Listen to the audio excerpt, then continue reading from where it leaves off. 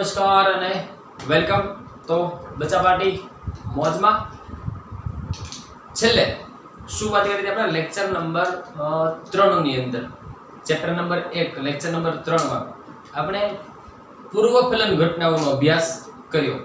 Okay, હવે આપણે જે આજથી વાત કરવાના છે એ છે ફલન અને પશ્ચફલન ઘટનાઓ જે આપણે બાકી છે એની ચર્ચા આપણે આજે કરવાની છે। ટૂંકમાં આપણે લિંગી પ્રજનન વિશે વાત કરતા હતા। એની અંદર જો વાત કરીએ તો શું આપણે ભણતા હતા કે લિંગી પ્રજનન જે છે આપણું, જો અહીંયા નોંધ કરતા જઈએ સાથે કે આ લિંગી પ્રજનન જે આપણું છે એ લિંગી પ્રજનનની અંદર આપણે એવું શીખ્યા કે એને 3 જુદા જુદા તબક્કાઓ આપણે વર્ગીકૃત કરતા હતા। 3 તબક્કાઓની અંદર એને વિભાજિત કર્યું હતું। એમાં સૌથી પહેલા આપણે વાત કરી હતી પૂર્વફલન ઘટનાઓ, બીજા ક્રમે આપણે વાત કરી હતી ફલન અને ત્રીજા તબક્કે આપણે કીધું હતું પશ્ચફલન ઘટનાઓ। બરાબર ને? આ 3 વસ્તુ આપણે વાત કરી હતી કે લિંગી પ્રજનન છે એને 3 ઘટનાઓ અથવા તો 3 તબક્કાઓ વિભાજિત કરી શકાય। એ પૈકી આપણે પૂર્વફલન ઘટનાઓ વિશેની કમ્પ્લીટ ચર્ચા કરી। હવે આજે આપણે ફલન અને જે પશ્ચફલન ઘટનાઓ છે ફર્ટિલાઇઝેશન અને પોસ્ટ ફર્ટિલાઇઝેશન ઇવેન્ટ એની ચર્ચા આજના લેક્ચરમાં આપણે કરવાની છે। ઓકે, તો શરૂઆત કરીએ આપણે ફલનથી અને પછી પશ્ચફલન ઘટનાઓ ઉપર જઈશું। ઓકે, તો ફલનને પહેલા સમજીએ। લિંગી પ્રજનનની જો વાત કરીએ તો લિંગી પ્રજનન માટે સૌથી અગત્યની ઘટના કોઈ હોય તો એ ફલન છે। શા માટે? જે આપણે જૂનો કન્સેપ્ટ હતો એને ફરી પાછો તાજો કરી આપણે જેમ લખ્યું હતું એમ જ આ એના એ જ શબ્દો જુઓ। આપણે એવું શીખ્યા હતા કે લિંગી પ્રજનનમાં એક માદા જન્યુ હોય છે અને બીજા નરજન્યુઓ હોય છે। આ નરજન્યુ અને માદા જન્યુ છે એનું જ્યારે જોડાણ થાય એટલે યુગ્મનજનું નિર્માણ થાય છે અને આ યુગ્મનજ છે, ટૂંકમાં વાત કરું છું, એ આગળ જઈ અને સંતતિ તરીકે વિકાસ પામે છે। ઓકે, તો આપણે ફર્સ્ટ ફેઝ જે જોયો, પહેલો ફેઝ જે આપણે જોયો હતો જે હતો આપણો પૂર્વફલન ઘટનાઓ। પૂર્વફલન ઘટનાઓની અંદર બેટા આપણે એવું જોયું કે ત્યાં આગળ શું થાય છે, માદાજન્યુઓ અને નરજન્યુઓ છે એનું નિર્માણ થાય છે। બરાબર? માદાજન્યુ અને નરજન્યુનું નિર્માણ થાય છે। નિર્માણ થયા બાદ આ જન્યુઓ છે એનું વહન થાય છે। એટલે કે બે પ્રક્રિયાઓ આપણે શીખ્યા હતા, એક તો ગેમિટોજિનેસિસ અને બીજું ગેમિટ ટ્રાન્સફર, એટલે કે જન્યુ જનન અને જન્યુ વહન। આ બે બાબતોની ચર્ચા કરી। હવે નરજન્યુ અને માદાજન્યુનું જોડાણ, જો માત્ર નરજન્યુ કે માદાજન્યુ બની જવા માત્રથી અહીં આગળ પ્રજનનની ક્રિયા આગળ વધતી નથી। સૌથી અગત્યની વાત શું છે કે જ્યારે નરજન્યુ અને માદાજન્યુનું જોડાણ થાય એ ઘટના સૌથી અગત્યની છે। બરાબર ને? કઈ સમજાય છે? હું કહું છું કે નરજન્યુ અને માદાજન્યુનું જોડાણ થાય એ સૌથી અગત્યની ઘટના, તો જ એ બંનેનું જોડાણ થશે તો જ આ યુગ્મનજનું નિર્માણ થશે અને આ યુગ્મનજ છે આગળ જઈને સંતતિનો નિર્માણ કરશે। એટલે લિંગી પ્રજનન માટે સૌથી આવશ્યક ઘટના કોઈ હોય તો જન્યુનું જોડાણ છે। આપણે વાત કરવી છે અત્યારે આગળ ફલનની, એક એક મુદ્દો લખતા જઈએ, સાથે સાથે એને સમજતા જઈએ। ચલો, તો સૌથી પહેલા આપણે જે વાત કરીએ છીએ એ છે ફલન। અત્યારે જે મુદ્દો આપણે સમજીએ છીએ ફલન, જેને આપણે ફર્ટિલાઇઝેશન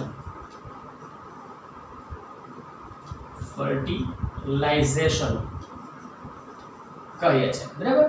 ઓકે, તો શું વાત કરીએ આપણે, જુઓ કે આ નરજન્યુ અને માદાજન્યુ લિંગી પ્રજનનની સૌથી અગત્યની જો કોઈ ઘટના હોય, બરાબર ને, આવશ્યક કોઈ ઘટના હોય તો આપણે લખી શકીએ કે લિંગી પ્રજનન માટે સૌથી આવશ્યક ઘટના કોઈ હોય તો એ ઘટના કોણ છે બેટા? જન્યુનું જોડાણ જે છે, બરાબર, એ સૌથી આવશ્યક ઘટના છે લિંગી પ્રજનન માટે। અને આ જે જન્યુ જોડાણ છે એ જન્યુ જોડાણને આપણે જન્યુ યુગ્મન તરીકે ઓળખીએ છીએ। શું કહીએ એને? જન્યુ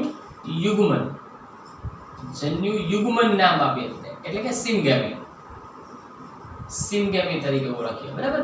તો યાદ રાખો, જો શા માટે? કેમ કે જ્યાં સુધી નરજન્યુ ને માદાજન્યુનું જોડાણ થશે નહીં ત્યાં સુધી યુગ્મનજનું નિર્માણ થશે નહીં. જો યુગ્મનજનું નિર્માણ ન થાય તો સંતતિનું નિર્માણ શક્ય નથી. એટલે લિંગી પ્રજનન માટે સૌથી અગત્યની જો કોઈ ઘટના હોય તો એ છે જન્યુનું જોડાણ, બરાબર. આ જન્યુ જોડાણ જે થાય છે એના પરિણામે, જન્યુ જોડાણના પરિણામે આગળ જઈ અને યુગ્મનજ, જો સૌથી પહેલા નરજન્યુ અને માદાજન્યુનું જોડાણ થાય એટલે બને છે શું? યુગ્મનજ, બરાબર. તો આપણે એમ કહી શકીએ કે જેના પરિણામે, એટલે કે સૌથી અગત્યની ઘટના છે કોણ? જન્યુ જોડાણ. આ જન્યુ જોડાણના કારણે એમ કહી શકાય કે જેના પરિણામે, એમ લખીએ, જો જેના પરિણામે યુગ્મનજ એટલે કે ઝાયગોટનું નિર્માણ થાય છે. ઝાયગોટનું નિર્માણ થાય છે. જો ઝાયગોટનું નિર્માણ થવું, યુગ્મનજનું બનવું. યુગ્મનજ ક્યારે બને?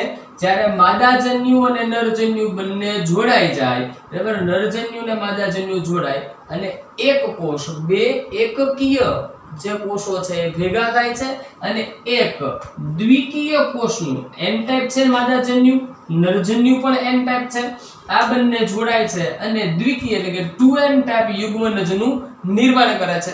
તો આ ઝાયગોટનું નિર્માણ જે થાય છે, આ ઝાયગોટનું નિર્માણ થાય છે એ સંતતિનો પ્રથમ કોષ છે એમ પણ કહી શકાય. પ્રથમ કોષ છે એમ પણ કહી શકાય. તો આ યુગ્મનજનું નિર્માણ થવાની જે ઘટના છે, યુગ્મનજનું નિર્માણ થવાની જે આ ઘટના છે એને જ આપણે ફલન કહીએ. તો એમ કહી શકાય કે આ ઘટનાને, જો આ ઘટનાને ફલન કહેવામાં આવે છે, તો ફલન તરીકે ઓળખવામાં આવે છે.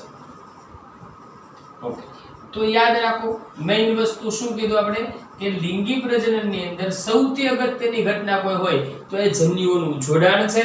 જન્યુઓ જોડાણની જે આ ઘટના છે એ જન્યુ જોડાણની ઘટનાને આપણે જન્યુ યુગ્મન એટલે કે સિનગેમી કહીએ છીએ.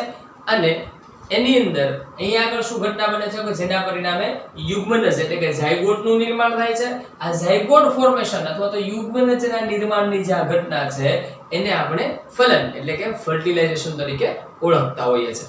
ઓકે, દરેક સજીવો જે છે એની અંદર આવું બને શક્ય નથી, બરાબર. દરેક સજીવોમાં આ બધું શક્ય નથી. એમાં કેટલાક અપવાદો હોય છે, બરાબર ને. ચલો નોંધી લઈએ અપવાદ તરીકે. શું અપવાદ છે? અપવાદ તો બધે આવવાના છે, બરાબર ને. અપવાદ તરીકે કેટલાક સજીવો બેટા એવા છે, કેટલાક સજીવો એવા છે કે જેની અંદર માત્ર માદાજન્યુ છે એની અંદર ફલન નથી થતું. બે જુદા જુદા જન્યુઓ ભેગા નથી થતા, માત્ર માદાજન્યુનો જ વિકાસ થાય છે અને સંતતિનું નિર્માણ થઈ જતું હોય છે, બરાબર ને. તો કેટલાક સજીવો જેમ કે રોટીફર્સ છે, બરાબર. રોટીફર્સ છે, પછી કેટલાક પ્રકારની ગરોળીઓ છે, કેટલાક પક્ષીઓ છે, એની અંદર આ ઘટનાઓ બનતી હોય છે. તો એની અંદર શું થાય છે કે ચલો મુદ્દો લખતા જઈએ અને પછી સાથે સાથે સમજશું કે કોણ ઉદાહરણ સાથે લઈએ કે કેટલાક સજીવો જેવા કે રોટીફર્સ, હા એક ઉદાહરણ છે અહીંયા આગળ, ચલો ખાલી જગ્યા, સમજાણું હશે, જવાબ તમારે આપવાનો છે, બરાબર ને. એક ખાલી જગ્યા રાખું છું. કેટલાક પક્ષીઓ, કેટલીક ગરોળી, કેટલાક પ્રકારની, કેટલીક લખું છું કેટલીક ગરોળી. પક્ષીઓમાં જો જન્યુઓનું જોડાણ નહીં થાય, માત્ર માદાજન્યુ છે એનો ફલન વગર વિકાસ થશે. તો આપણે એમ કહેશું પક્ષીઓમાં માદાજન્યુ ફલન વગર વિકાસ પામે છે. ફલન વગર વિકાસ પામે છે અને નવો સજીવ બનાવે છે. ચલો જોજો બેટા અહીં આગળ ખાસ. તો આ સજીવો એવા છે કે એમાં માત્ર માદાજન્યુ છે એનો વિકાસ થાય છે, માત્ર માદાજન્યુનો વિકાસ થાય છે, ફલનની ક્રિયા થતી નથી. ઓકે, તો કોણ છે? રોટીફર્સ છે, એક જવાબ તમારે આપવાનો છે, બરાબર. પછી ગરોળી છે, પક્ષીઓ છે કેટલાક, એની અંદર આવી ઘટના બનતી હોય છે. ઓકે, તો આટલું યાદ રાખીએ. મહત્વની વાત, તો ફલન શું છે? બરાબર, ફલન એટલે શું? એક સામાન્ય ખ્યાલ આપણે એનો મેળવ્યો કે ભાઈ ફલન છે એટલે શું? તો કે લિંગી પ્રજનન છે એની અંદર નરજન્યુ અને માદાજન્યુનું નિર્માણ થાય છે. નરજન્યુ અને માદાજન્યુ છે એનું જોડાણ જે થાય એ સૌથી અગત્યની ઘટના છે, જેને આપણે જન્યુ જોડાણ કહીએ છીએ. એને જન્યુ યુગ્મન તરીકે પણ ઓળખીએ છીએ, જન્યુ યુગ્મન અથવા તો સિનગેમી તરીકે ઓળખીએ છીએ. તો આ જે ઘટના છે, આ જે ઘટના એના પરિણામે યુગ્મનજ એટલે કે ઝાયગોટનું નિર્માણ થાય છે. અને ઝાયગોટ નિર્માણ અથવા તો યુગ્મનજના નિર્માણની જે ઘટના છે આપણે ફલન તરીકે ઓળખીએ છીએ. અને દરેક પ્રકારના સજીવોમાં કે જ્યાં લિંગી પ્રજનન જોવા મળે છે, દરેક પ્રકારના સજીવોમાં આ ઘટનાઓ જોવા મળતી હોય છે. જેના કેટલાક અપવાદ છે.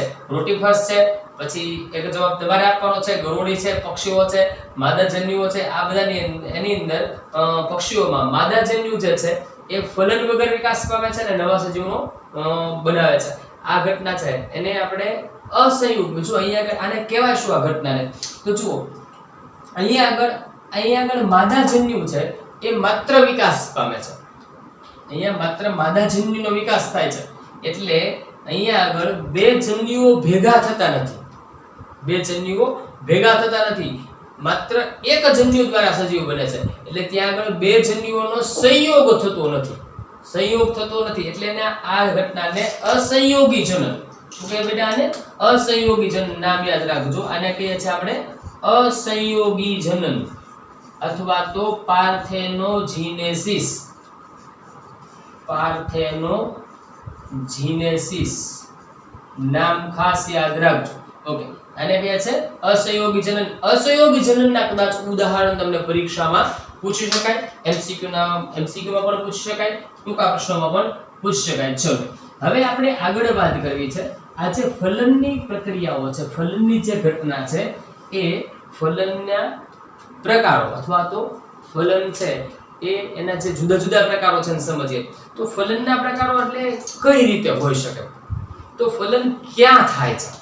બરાબર, સજીવ શરીરની અંદર થાય છે કે સજીવ શરીરની બહાર થાય છે? એના આધારે ફલનના બે પ્રકારો છે. બરાબર, ફલન કઈ જગ્યાએ થાય છે? ચલો પહેલા સમજીએ ને કે ફલન ક્યાં આગળ થાય છે, સજીવ શરીરમાં કે સજીવ શરીરની બહાર? એના આધારે બે પ્રકાર છે. તો અહીંયા આપણે એમ કહી શકાય કે ફલન છે એના ટોટલ બે પ્રકાર છે. ફલનના પ્રકારો કેટલા બેટા? બે. એક બાહ્ય ફલન છે, એક બાહ્ય ફલન છે અને બીજું અંતઃફલન છે. એક બાહ્ય ફલન અને બીજું અંતઃફલન. ફલનના ટોટલ બે પ્રકારો છે. બરાબર, એક બાહ્ય અને બીજું અંતઃફલન. બાહ્ય ફલન છે ને આપણે એક્સટર્નલ ફર્ટિલાઇઝેશન, એક્સટર્નલ ફર્ટિલાઇઝેશન અથવા આને અંતઃફલન જે છે એને ઇન્ટરનલ ફર્ટિલાઇઝેશન.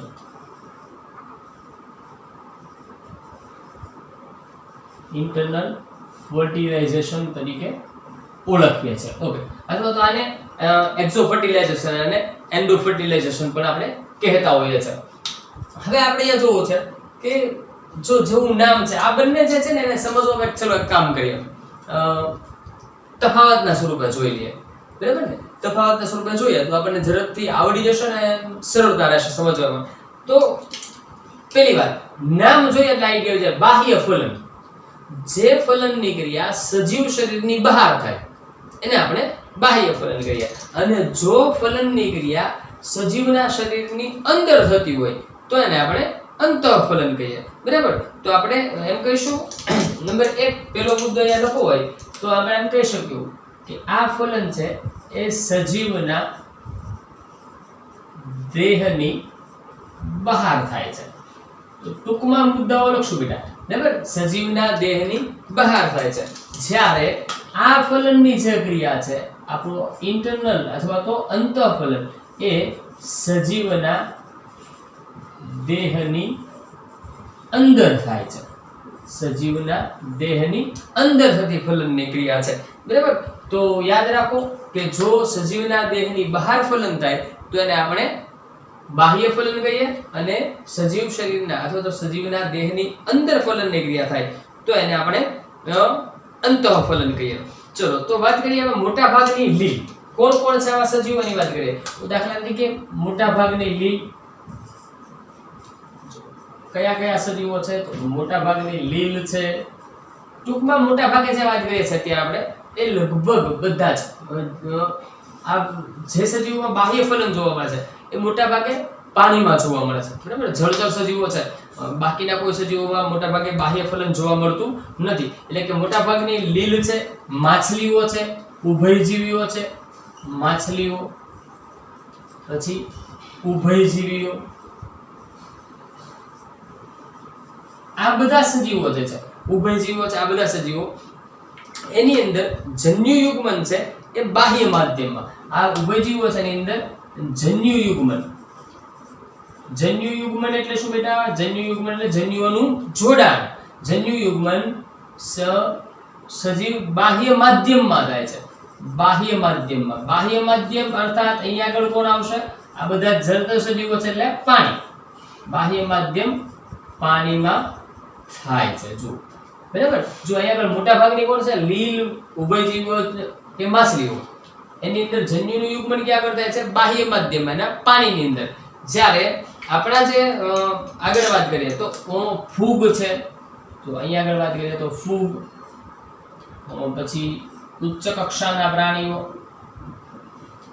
ઉચ્ચ કક્ષાના પ્રાણીઓ એમાં પણ વાત કરીએ ઉચ્ચ કક્ષાના પ્રાણીઓમાં ખાસ કરીને જો વાત કરીએ તો સરીસૃપ છે, વિહગ છે, સસ્તન છે.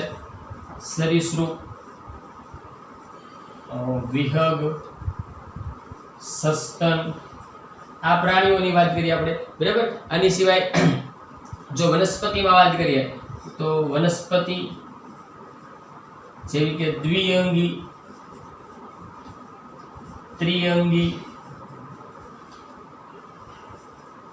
આવૃત બીજધારી, અનાવૃત બીજધારી, અનાવૃત બીજધારી, આ બધી વનસ્પતિઓ જે છે એની અંદર જન્યુયુગ્મન માદાના દેહની અંદર, એમાં જન્યુયુગ્મન માદાના દેહની અંદર થાય છે. જુઓ, આ મુખ્ય ફરક છે. બરાબર ને? અહીંયા આગળ શું યોજના હતી કે અહીંયા આગળ જન્યુયુગ્મન ક્યાં થાય છે? સજીવના શરીરની બહાર. જ્યારે અહીંયા આગળ જન્યુયુગ્મન ક્યાં થાય છે? માદાના દેહની અંદર થાય છે. બરાબર, તો આ ઘટનામાં શું બને છે તો અહીંયા આગળ સજીવો છે એકબીજા છે એની સાથે ખાસ કરીને એમ કહીએ ને તો એકબીજાની સાથે ખૂબ જ શું કહેવાય, પેલો શબ્દ નહીં આઈડિયા, ગુજરાતીનો શબ્દ મને નહીં એકદમ યાદ આવે, પણ એકબીજાની સાથે સિંક્રોનાઇઝ થયેલા છે સજીવો. એકબીજાની સાથે ખૂબ જ તાલમેલ ધરાવે છે. અને આ સજીવો ખૂબ જ મોટી સંખ્યામાં, જો ખૂબ જ મોટી સંખ્યામાં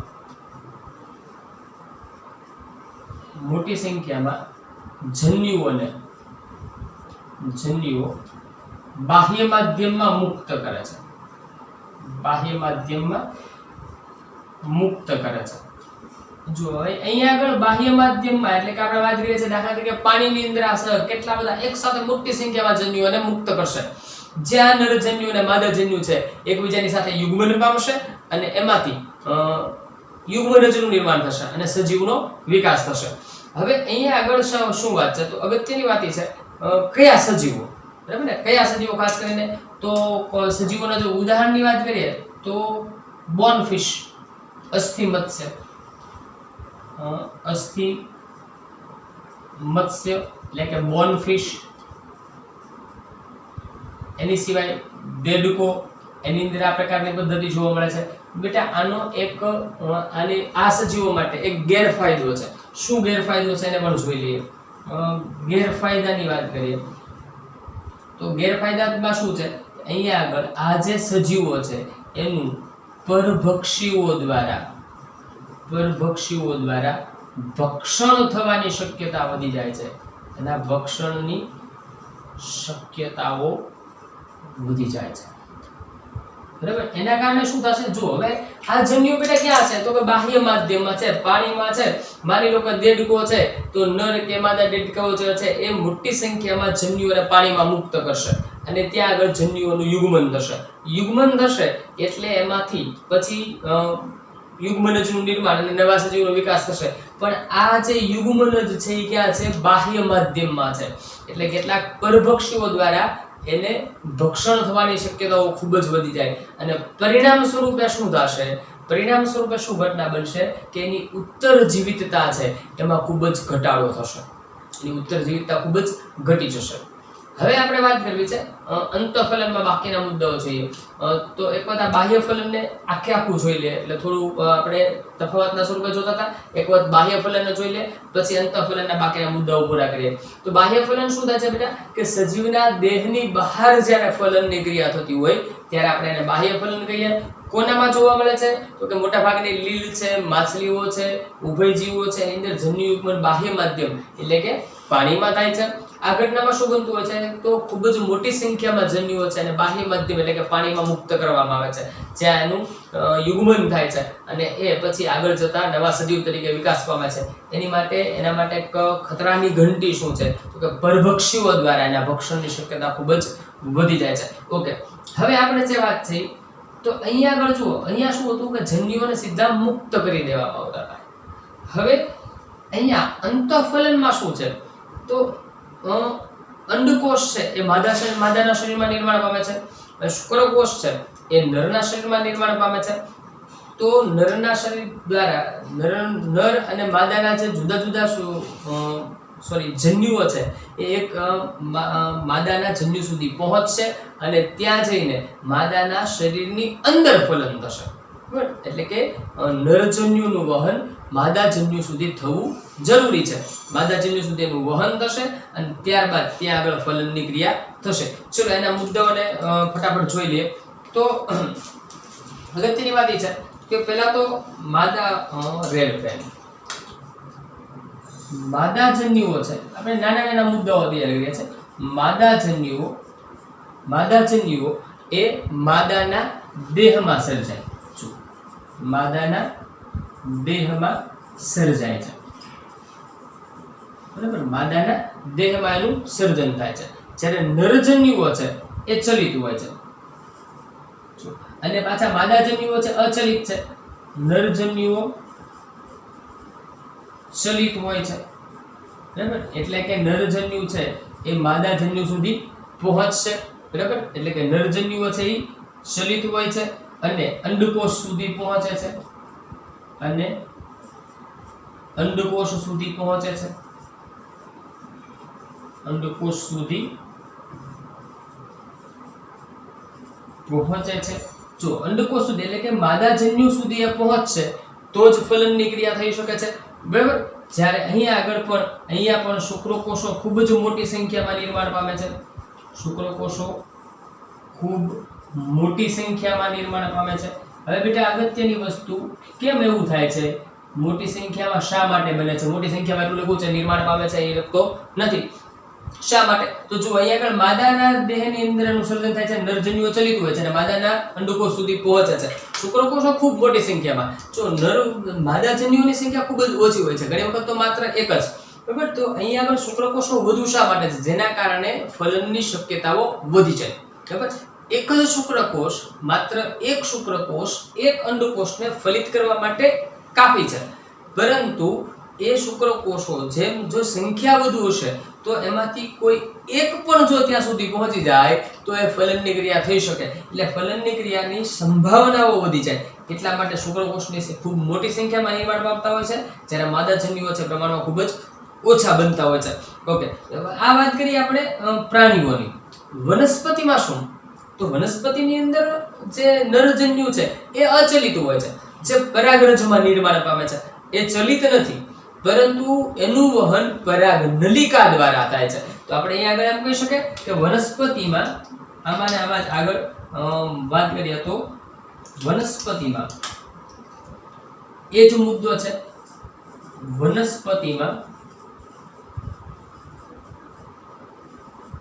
પરાગરજનું વહન પરાગરજનું વહન કોના દ્વારા બેટા થશે? પરાગરજનું વહન પરાગનલિકા દ્વારા, પરાગનલિકા દ્વારા થાય છે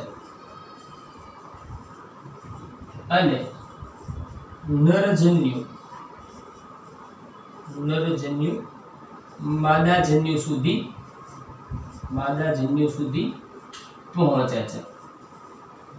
ચલો આટલું યાદ રાખીએ. ઓકે, તો અગત્યની વસ્તુ છે જુઓ, એટલે કે મેઇન વસ્તુ જો આપણે જે વાત કરીએ એ ઘણી વાત કરીએ આપણે ફલનની, તો ફલનની અંદર શું છે યાદ રાખવા જેવી વસ્તુ, મહત્વના બધા જ મુદ્દાઓને ટેક્સ્ટ બુકના છે ને સમાવી લેવાનો આપણે પ્રયત્ન કરવો છે આગળ, બરાબર.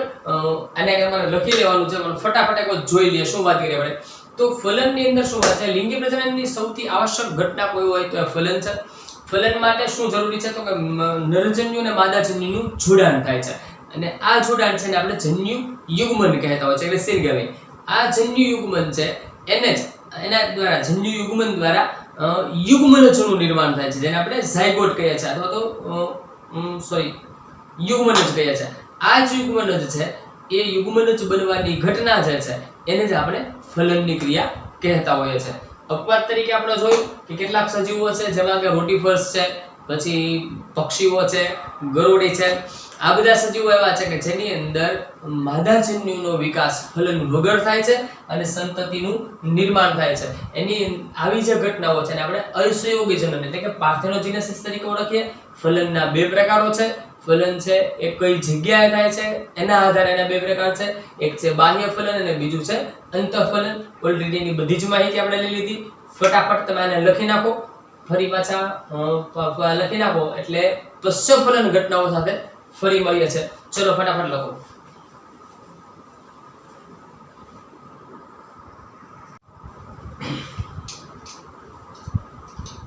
ચલો બેટા, તો આપણે વાત કરીએ અત્યારે ફલનની, એટલે કે તબક્કાઓ બે પૂરા કર્યા. પૂર્વ ફલન ઘટનાઓને જોઈ લીધી આપણે, અને બીજા તબક્કામાં આપણે જોયું ફલન.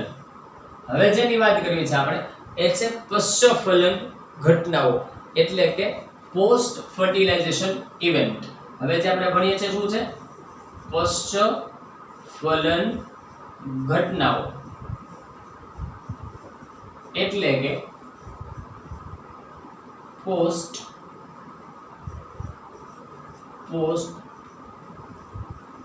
Fertilisation event. પોસ્ટ ફર્ટિલાઇઝેશન ઇવેન્ટ્સની આપણે આગળ વાત કરવાની છે. તો સૌથી પહેલા તો આપણે જે જોયું એની અંદર જો આપણે પહેલા પૂર્વ ફલન ઘટનાઓ, તો પૂર્વ ફલન ઘટનાઓની હમણાં આપણે ચર્ચા અગાઉના લેક્ચરમાં કરી હતી. આજે આપણે વાત કરીએ હમણાં ફલનની. હવે પશ્ચફલન ઘટનાઓમાં શું આવશે? તો પશ્ચફલન ઘટનાની અંદર આપણે બે મુદ્દાઓની ચર્ચા કરીશું. એક છે યુગ્મનજના નિર્માણની ઘટના, અને નંબર 2 બીજા નંબરે આપણે વાત કરીએ છે ભ્રૂણજન એટલે કે એમ્બ્રિયોજેનેસિસની. બરાબર. તો શરૂઆત આપણે કરીએ છીએ સૌથી પહેલા યુગ્મનજના નિર્માણથી. તો સૌથી પહેલા જે ઘટના આપણે ભણવાની છે એ કઈ છે? યુગ્મનજનું નિર્માણ. પહેલી ઘટના છે યુગ્મનજનું નિર્માણ, એટલે કે ઝાયગોટ ફોર્મેશન. બરાબર. ઝાયગોટ ફોર્મેશન અથવા તો યુગ્મનજના નિર્માણની ઘટનાની વાત કરીશું. હમણાં જ્યારે આપણે ફલનવાળી ઘટના ભણતા હતા ત્યારે આપણે એ જ ચર્ચા કરતા હતા કે લિંગી પ્રજનન છે એની અંદર નરજન્યુ અને માદાજન્યુનું જોડાણ થાય છે. બરાબર. નરજન્યુ અને માદાજન્યુ, જેને આપણે જન્યુ યુગ્મન સિનગમી નામ આપ્યું હતું, એ સિનગમી એટલે કે એ ફલનની ઘટના છે, અને એના કારણે યુગ્મનજનું નિર્માણ થાય છે. તો યુગ્મનજનું નિર્માણ થવું એ લિંગી પ્રજનન માટે સાર્વત્રિક ઘટના છે. આ મુદ્દો લખી લઈએ પહેલા કે યુગ્મનજનું નિર્માણ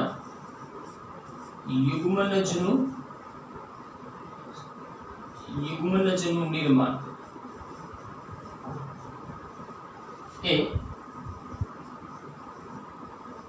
લિંગી પ્રજનનની અથવા તો લિંગી પ્રજનનમાં યુગ્મનજનું નિર્માણ એ સાર્વત્રિક ઘટના છે. સાર્વત્રિક ઘટના છે. બરાબર. હવે જો યુગ્મનજ છે એ સજીવો છે એની અંદર આપણે જોયું કે યુગ્મનજ બે રીતે નિર્માણ પામે છે. કઈ રીતે? તો કેટલાક સજીવો છે એ બાહ્ય ફલન કરે છે. તો બાહ્ય ફલન કરતા જે સજીવો છે એ બાહ્ય ફલન કરતા સજીવોમાં, જેનામાં બાહ્ય ફલન જોવા મળે છે એવા સજીવોની અંદર યુગ્મનજનું નિર્માણ બાહ્ય માધ્યમમાં થાય છે. ક્યાં આગળ થશે બેટા? બાહ્ય માધ્યમમાં. એટલે બાહ્ય માધ્યમ હવે આપણે વાત કરી હતી પાણી. ઓકે, જ્યારે જે સજીવોમાં અંતઃફલન જોવા મળે છે, જે સજીવોમાં અંતઃફલન જોવા મળે છે એની અંદર યુગ્મનજનું નિર્માણ માદાના દેહની અંદર થાય છે. માદાના દેહની અંદર, એટલે કે સજીવના શરીરની અંદરની બાજુએ થાય છે. ઓકે, તો હવે જો યુગ્મનજ જે છે એનો વિકાસ, યુગ્મનજનો વિકાસ જે છે એ સજીવના જીવન ચક્ર અને પર્યાવરણ પર આધારિત હોય છે. મુદ્દો લખવા જેવો છે, લખીએ આગળ કે યુગ્મનજનો વિકાસ, જો યુગ્મનજનો વિકાસ જે છે, યુગ્મનજનો વિકાસ સજીવના જીવન ચક્ર અને પર્યાવરણ પર આધારિત ઘટના છે. પર્યાવરણ પર આધારિત છે, આ ખાસ યાદ રાખજો. ઓકે, ચલો તો આપણને એમ થાય કે એ કઈ રીતે, કેટલાક ઉદાહરણો એના લઈએ એટલે આઈડિયા આવશે. જેમ કે લીલ અને ફૂગ. લીલ અને ફૂગ જે સજીવો છે, લીલ અને ફૂગ, આ સજીવો જે છે બેટા એ પોતાની જે યુગ્મનજ છે એના ફરતે એક જાડી દિવાલનું નિર્માણ કરશે. દિવાલનું નિર્માણ કરી લેશે. યુગ્મનજની ફરતે એક જાડી દિવાલ બનાવે છે. આ દિવાલથી એને શું ફાયદો થશે? તો કે એ શુષ્કતા અને નુકસાન સામે પ્રતિકાર કરવામાં મદદરૂપ થાય છે. શેના સામે? તો ખાસ કરી યાદ રાખજો, શુષ્કતા અને નુકસાન સામે પ્રતિકાર કરવામાં, નુકસાન સામે પ્રતિકાર કરવામાં એ મદદરૂપ થશે જે તે સજીવને. બરાબર? તો આ વાત કરીએ આપણે લીલ અને ફૂગની. જુઓ, મેં તમને જેમ વાત કરી તેમ યુગ્મનજનો જે વિકાસ થાય છે એ કોના ઉપર આધારિત છે? સજીવના જીવન ચક્ર અને એની આજુબાજુના પર્યાવરણ પર આધારિત છે. એક ઉદાહરણ જે લઈએ, જેમ કે એક કોષીય પ્રાણીઓની વાત કરીએ. એક કોષીય પ્રાણીઓ જેમ કે પ્રોટિસ્ટા, એક કોષીય પ્રાણીઓ વાત કરીએ આપણે પ્રોટિસ્ટાની. એટલે કે ઉદાહરણ લઈએ પેરામિશિયમ. તો પેરામિશિયમ જેવા સજીવો જે છે, પેરામિશિયમ, ચલો એનું નામ જ લખીને લખતા જઈએ સાથે, કે પેરામિશિયમ જે છે એ પેરામિશિયમ નર અને માદા જન્યુ કોષ કેન્દ્રો દ્વારા, આ તમે ઓલરેડી 11માં ભણ્યા છો, જન્યુ કોષ કેન્દ્રો દ્વારા પ્રજનન કરે છે. બરાબર ને? નરજન્યુ કોષ કેન્દ્ર અને માદાજન્યુ કોષ કેન્દ્ર એના દ્વારા પ્રજનન કરે છે. યાદ હશે કે જે હંગામી ધોરણે સંયુગ્મન નલિકા બનાવે છે. આ બધા મુદ્દાઓ યાદ જ હશે તમને, છતાં હું લખું છું આગળ. જે હંગામી ધોરણે શું કામ કરે છે? સંયુગ્મન નલિકા બનાવે છે. સંયુગ્મન નલિકા બનાવે છે, તો નલિકાનું નિર્માણ કરે છે. હવે જ્યારે આ સજીવો છે એક તો નરજન્યુ કે માદાજન્યુ કોષ કેન્દ્ર દ્વારા પોતાનું પ્રજનન કરતા હોય છે અને એ એક હંગામી ધોરણે સંયુગ્મન નલિકાનું નિર્માણ કરે છે અને કોષરસી સેતુ છે એના દ્વારા જન્યુઓની આપ-લે થતી હોય છે. બરાબર ને? કોષરસી સેતુ દ્વારા, અહીં આપણે એમ નોંધી શકીએ કે કોષરસીય સેતુ દ્વારા, કોષરસીય સેતુ દ્વારા જન્યુઓ ની આપ-લે કરે છે.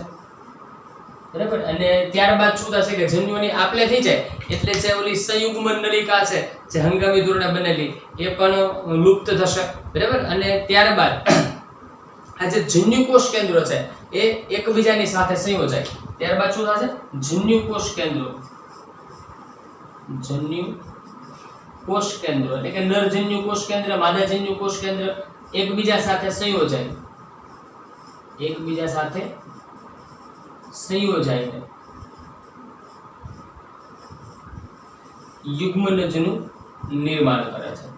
ઓકે, તો જો આ બધી ઘટનાઓ છે આપણે વાત કરીએ છીએ કે જન્યુકોષ કેન્દ્રો છે એકબીજા સાથે સંયોજાય છે અને યુગ્મનજનું નિર્માણ કરે છે, બરાબર ને? આ જે ઘટના છે એને આપણે યાદ હોય તો આ પદ્ધતિને આપણે સંયુગ્મન અથવા તો કોન્જુગેશન કહેતા હોઈએ છીએ. મહત્વની વાત જો આપણે જોઈએ છીએ કે યુગ્મનજનું નિર્માણ જો સજીવની અંદર આપણે જોયું તો સામાન્ય રીતે મનુષ્યની આપણે અગાઉ ચર્ચા કરતા હતા. અહીંયા આપણે લીલ, ફૂગ અને પેરામીશિયમના ઉદાહરણ લીધા, પરંતુ કોઈ પણ અવસ્થામાં યુગ્મનજ તો બને જ છે, બરાબર? એ પછી લીલ અને ફૂગ હોય, એક કોષીય પ્રોટિસ્ટા હોય, મનુષ્ય હોય, વનસ્પતિ હોય, કોઈ પણ પ્રાણી હોય, ત્યાં આગળ યુગ્મનજનું નિર્માણ થાય જ છે.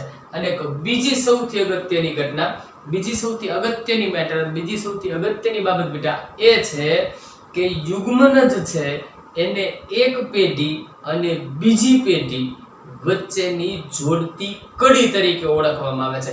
બીજા શબ્દોમાં કહું તો પિતૃઓ અને સંતતિને જોડતી કડી એટલે યુગ્મનજ છે. યાદ રાખવાની વાત છે, અહીંયા આગળ નોંધ નથી કરતો હોય, બરાબર? પણ મેઇન વસ્તુ યાદ રાખો કે યુગ્મનજ છે એ એક પેઢી અને બીજી પેઢીને જોડતી કડી છે. આ વાત કરી આપણે યુગ્મનજની. હવે જેની વાત કરવી છે આપણે એ છે ભ્રૂણજનન એટલે કે એમ્બ્રિયોજેનેસિસ. ચલો હવે વાત કરીએ છીએ આપણે એમ્બ્રિયોજેનેસિસની એટલે કે ભ્રૂણજનનની વાત કરીએ, બરાબર? હવેનો આપણો મુદ્દો છે એ છે ભ્રૂણજનન એટલે કે એમ્બ્રિયોજેનેસિસ. હવે એમ્બ્રિયોજેનેસિસ એટલે કે જે યુગ્મનજનું નિર્માણ થયું છે, આ યુગ્મનજ છે એનો વિકાસ થશે અને એમાંથી ભ્રૂણ બનશે, બરાબર? તો યુગ્મનજનો ભ્રૂણમાં વિકાસ થવાની ક્રિયા, જો યુગ્મનજનો વિકાસ થાય અને બને છે ભ્રૂણ, તો યુગ્મનજનો ભ્રૂણમાં વિકાસ થવાની જે ક્રિયા છે એને ભ્રૂણજનન કહેવાય. ચલો પહેલા એ મુદ્દો જ નોંધીએ. અહીં આપણે એમ કહી શકાય કે યુગ્મનજનો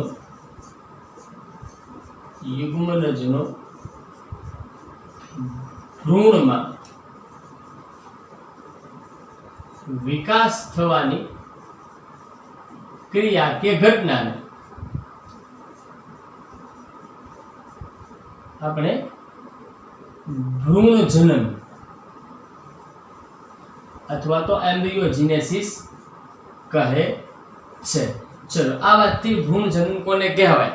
ઓકે, હવે જો અહીંયા આગળ મેઇન વસ્તુ શું છે તો યુગ્મનજ એટલે શું? તો આપણે એ વાત કરી હતી કે નરજન્યુ અને માદાજન્યુનું જોડાણ થાય છે. બંને એન ટાઈપ એટલે એકકીય જે જન્યુઓ છે એ જોડાય અને દ્વિકીય એક કોષ બને છે જેને આપણે યુગ્મનજ કહીએ છીએ. આ યુગ્મનજ એટલે સંતતિ, પ્રથમ સંતતિ કોષ છે. હવે એમાંથી આખી સંતતિનો વિકાસ થાય છે તો એનો અર્થ એવો થાય છે કે ત્યાં આગળ કોષ વિભાજન થશે, બરાબર ને? કોષ વિભાજન થશે. બીજી વાત, હવે કોષ વિભાજન થશે એ કયું? તો કે મોટા ભાગે સમવિભાજન હોય છે. હવે જો એક જ સરખા કોષો બનતા જશે તો સજીવના શરીરમાં તો ઘણા બધા જુદા જુદા અંગો છે, ઉપાંગો છે, વિવિધ પ્રકારની પેશીઓ આવેલી છે. દરેક કોષો કંઈક જુદા જુદા કાર્યો કરે છે, દરેક અવયવો જુદા જુદા કાર્યો કરે છે. તો સાથે સાથે એનું વિભેદીકરણ પણ થાય છે. એટલે કોષ વિભાજન કઈ રીતે થાય છે? કોષ વિભાજન સમવિભાજન દ્વારા થાય છે અને સાથે સાથે કોષ વિભેદીકરણની ઘટના થાય છે. આના માટે કઈ કઈ ઘટના જવાબદાર છે? તો આપણે એમ લખી શકીએ કે અહીંયા આગળ શું થાય છે? એક તો કોષ વિભાજન, જો અહીંયા આપણે કોષ વિભાજન થાય છે, એની અંદર કોણ હોય છે? મોટા ભાગે સમભાજન, તો સમવિભાજન. અને બીજી કઈ ઘટના અગત્યની છે? અહીંયા આગળ કોષ વિભેદીકરણ, બરાબર? એટલે જેના કારણે કોષો છે એ સ્પેશિયલાઇઝેશન પામે છે અને ધીમે ધીમે પેશીઓની એની રચનાઓ થાય છે. તો ઘટના શું બને છે એમ કેવું હોય જો ટૂંકમાં તો એમ કહી શકાય કે સૌથી પહેલા યુગ્મનજ.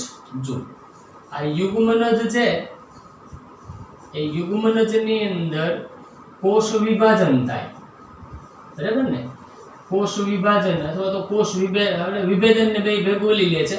કોષ વિભાજન થાય એટલે ભ્રૂણ બને છે અને ભ્રૂણમાં ફરી પાછું કોષ વિભાજન આગળ વધશે અને એમાંથી સંતતિનું નિર્માણ થશે. અહીંયા કોષ વિભાજન મેં લખ્યું નથી એટલો એક નાનકડો ફોલ્ટ રહી ગયો છે, પણ સ્વીકારી લેજો ને. યુગ્મનજનું કોષ વિભાજન, ભ્રૂણ અને ભ્રૂણ સેમાં કોષ વિભાજન આગળ બની અને સંતતિ અથવા તો નવા સજીવનો વિકાસ થતો હોય છે. હવે જે આ ભ્રૂણ જનન પછીની ઘટના ભ્રૂણ જનનની જે વાત છે એને આપણે બે પ્રકાર છે, બે રીતે થાય. તો સજીવો છે એના યુગ્મનજ છે એનો વિકાસ કઈ રીતે થાય છે? સજીવના શરીરની અંદર થાય છે કે સજીવના શરીરની બહાર થાય છે? એના આધારે પ્રાણીઓના બે પ્રકાર છે, એક અંડપ્રસવી છે અને બીજા અપત્ય પ્રસવી છે. તો એની વાત કરીએ તો સૌથી પહેલા હવે આપણે જેની વાત કરવી છે એ છે અંડપ્રસવી. બરાબર, અહીંયા લઈ લઈએ અંડપ્રસવી, જેને આપણે ઓવિપેરસ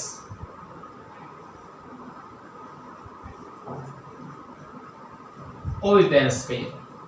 તો યુગ્મનજનો વિકાસ જો સજીવની દેહની બહાર થાય, સજીવ દેહની બહાર. ચલો મુદ્દાઓ લખતા જઈએ. આની અંદર શું છે? યુગ્મનજનો વિકાસ, સજીવનો નહીં પણ યુગ્મનજનો વિકાસ સજીવના દેહની બહાર, સજીવના દેહની બહાર થાય તો એને આપણે ઓવિપેરસ અથવા તો અંડપ્રસવી પ્રાણીઓ તરીકે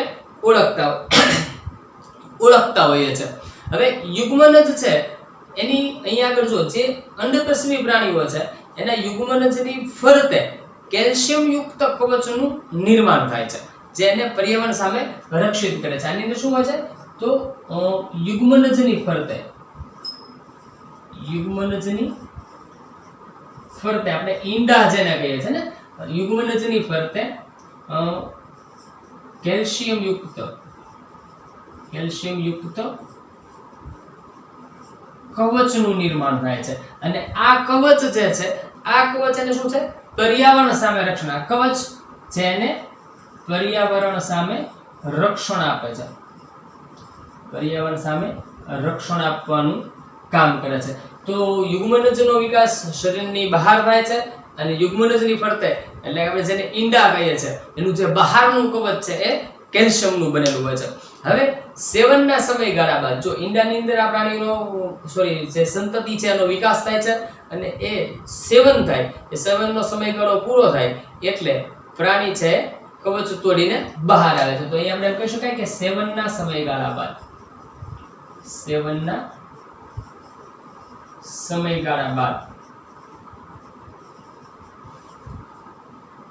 સંતતિ અથવા તો બાળ સજીવ એમ પણ કહી શકાય, સંતતિ કવચ તોડીને બહાર આવે છે, કવચ તોડીને બહાર આવે છે. ઓકે, ચલો તો આ કોની વાત કરીએ આપણે? મોટા ભાગે અંડપ્રસવીઓ જે છે એની વાત કરીએ. કોણ કોણ આવશે એની અંદર? તો કે સરીસૃપ અને ઉદાહરણ જો લખવા હોય તો સરીસૃપ છે, પક્ષીઓ છે. ચલો લખી જ લઈએ. દાખલા તરીકે સરીસૃપ અને પક્ષીઓ. ઓકે, હવે જે વાત કરવી છે આ વાત કોની કરી આપણે? અંડપ્રસવી પ્રાણીઓની. હવે જેની આપણે વાત કરવી છે એ અપત્ય પ્રસવીઓ છે. કેવા પ્રાણીઓ છે? અપત્ય પ્રસવી, જેને આપણે વિવિપેરસ કહેતા હોય છે. આની અંદર શું છે જુઓ તો આ જે સજીવો છે એની અંદર ભ્રૂણ જનનની ક્રિયા એટલે યુગ્મનજથી ભ્રૂણ બનવાની ક્રિયા છે, ભ્રૂણ જનનની ક્રિયા છે એ પ્રાણીના દેહની અંદર થાય છે. તો અહીંયા આગળ એમ કહીએ કે ભ્રૂણ જનનની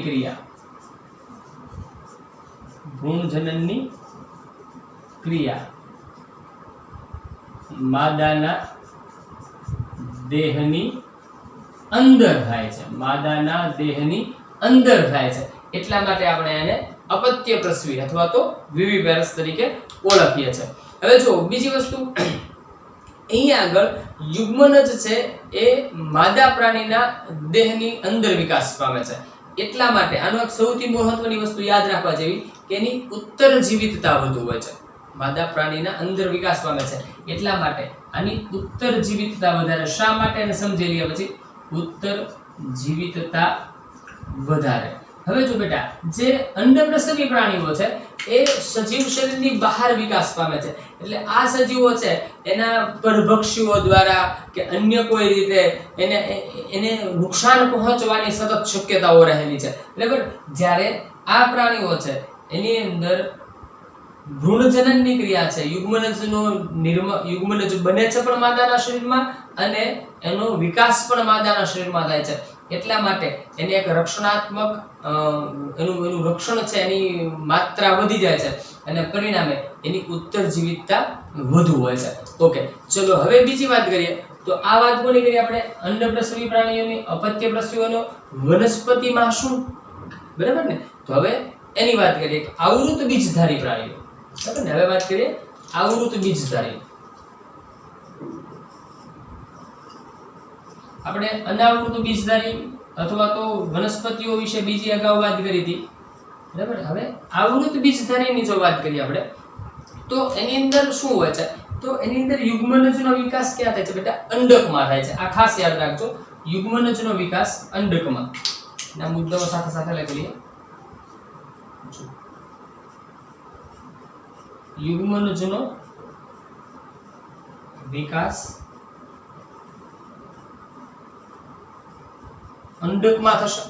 ઓકે, બીજી વાત, સ્ત્રી કેસર જે છે એની સિવાયના, સ્ત્રી કેસર છે એની સિવાયના જે બધી રચનાઓ છે, પુષ્પની અંદર આપણે વાત કરી હતી, ચલો થોડું વાત કરીએ વધારે ફરી પાછા, કેમ કે ઓલરેડી આપણે વાત કરેલી જ છે પણ છતાંય પુષ્પની અંદર જે રચનાઓ છે એની અંદર સ્ત્રી કેસર છે, પુકેસર છે, પછી પુષ્પદંડ છે, પછી વજ્રપત્ર છે. આગળ આપણે વાત કરવાની છે હવે પછી આ ચેપ્ટરની અંદર, પણ છતાંય જ્યારે યુગ્મનજનો વિકાસ થાય છે પછી સ્ત્રી કેસર છે એની સિવાયની જે રચનાઓ છે જે પ્રજનનમાં પ્રત્યક્ષ રીતે ભાગ લેતી નથી એ બધી જ રચનાઓ છે ખરી જાય છે અને માત્ર સ્ત્રી કેસર છે એ પિતૃ જે વનસ્પતિ છે એની સાથે સંયોજિત રહ્યું છે. તો સ્ત્રી કેસર સિવાયની બધી રચનાઓ શું થાય છે?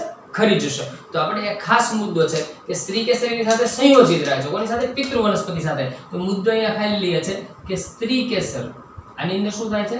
સ્ત્રી કેસર પિતૃ વનસ્પતિ સાથે. આ મુદ્દો એટલા માટે તમને સમજાવું છું કે એની સિવાયના મુદ્દાઓ એમાં સમાવિષ્ટ છે. સ્ત્રી કેસર પિતૃ વનસ્પતિ સાથે સંયોજિત રહે છે. એનો અર્થ શું થાય છે બેટા?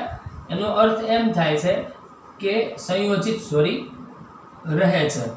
એનો અર્થ આપણે અહીંયા એવો કરવાનો છે કે સ્ત્રી કેસર સિવાયની જે રચનાઓ કે એ પછી વજ્રપત્ર હોય કે દલપત્ર હોય કે પુકેસર, આ જે રચનાઓ છે એ પછી પિતૃ વનસ્પતિ સાથે સંયોજિત રહેતી નથી. સ્ત્રી કેસર છે એની સાથે સંયોજિત રહેશે, બરાબર. એની અંદર શું થશે? અહીંયા આગળ કેવી રીતે યુગ્મનજનો વિકાસ થાય છે? તો કે સૌથી પહેલા તો યુગ્મનજનું નિર્માણ થાય. આ યુગ્મનજ બને છે, આ યુગ્મનજમાંથી ભ્રૂણ બનશે અને ભ્રૂણમાંથી બીજનું નિર્માણ થશે, બરાબર. યુગ્મનજમાંથી ભ્રૂણ અને ભ્રૂણમાંથી બીજ. અહીંયા આગળ જે બીજાશય છે એ ફળમાં રૂપાંતરિત થશે. જો આની ટૂંકા જ મુદ્દાઓ લખું છું, એટલે કે બીજાશય બીજાશય જે છે એનું રૂપાંતર ફળમાં થશે અને જે બીજાશય છે એનું રૂપાંતર ફળમાં, અને જે બીજાશયની દિવાલ છે એ બીજાશયની દિવાલ જાડી બની જાય છે અને ફલાવરણ બનાવે છે, બરાબર. તો આપણે એમ કહી શકીએ કે બીજાશયની દિવાલ જાડી બને છે અને ફલાવરણ બનાવે છે. એમાંથી શું બનશે? ફલાવરણ, ફળનું આવરણ. ઓકે, ફલાવરણ બનાવે છે. ઓકે, તો હવે બીજી વસ્તુ, અને ત્યારબાદ આ બીજનું નિર્માણ થાય. આ બધી જ ઘટનાઓ પૂરી થાય જ્યારે અનુકૂળ પરિસ્થિતિ આવશે બીજ માટે, એનું વિકિરણ થાય અને ત્યારબાદ અનુકૂળ પરિસ્થિતિ જ્યારે આવશે ત્યારે અનુકૂળ પરિસ્થિતિમાં આ બીજ છે એ અંકુરિત થશે અને એનાથી અંકુરિત થઈ અને બાળ વનસ્પતિનું એ સર્જન કરશે. ઓકે, તો આ વાત થઈ આપણી ભ્રૂણજનની. અગત્યની વાત બેટા, તો બહુ સહેલો પાઠ છે, આમ માહિતી લક્ષી છે, અને કદાચ થોડીક છેલ્લી જે માહિતી છે થોડુંક આપણને કંટાળાજનક લાગ્યું છે થોડુંક, પણ છે અગત્યની વાત, આપણે ભણવાનું છે બરાબર. આમ તો સામાન્ય રીતે આ માહિતી એવી છે, આની અંદર તમે લગભગ મોટા ભાગની બધી જ માહિતીઓનો સામનો કરી લીધો છે. હવે આનો ઉપયોગ આપણે હવે પછીના બધા જ ચેપ્ટરમાં કરવાનો છે. હવે અહીંયા આગળ આપણું ચેપ્ટર નંબર 1 પૂરું થાય છે. ચેપ્ટર નંબર 1 અહીંયા કમ્પ્લીટ થાય છે.